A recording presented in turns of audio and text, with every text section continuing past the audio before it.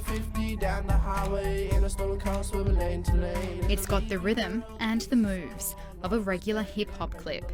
But the footage and the lyrics don't beat about the bush. He didn't know the consequences, what he did was so senseless.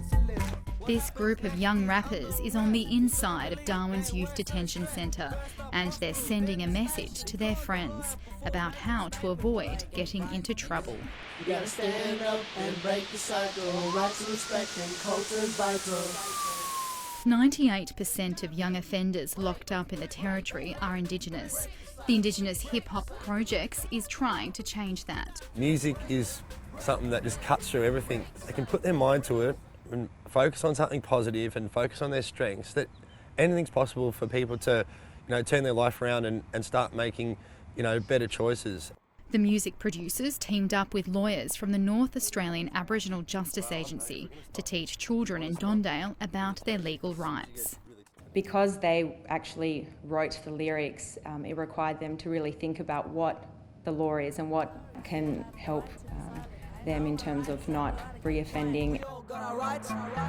So you better know your rights, because when you know your rights, you'll be alright. Using the Indigenous hip-hop format is also a way of linking into that deep Aboriginal cultural past where law, songs and ceremonies and messages were sent across through song and dance, through corroboree. The team has worked in remote communities across the Territory, but shooting a hip-hop video inside Dondale, where they couldn't identify the performers, was a challenge. But it was also exciting because, we took it as a positive and tried to, come up with lots of different creative concepts. We also added a bit of magic to it as well. They also handed over some responsibility to young people who've never had much. They started giving our filmmakers ideas on what shots that they could use. We basically just turned them into rock stars for a week. He says there's some serious hip-hop talent in Dondale. Break the cycle, break the cycle.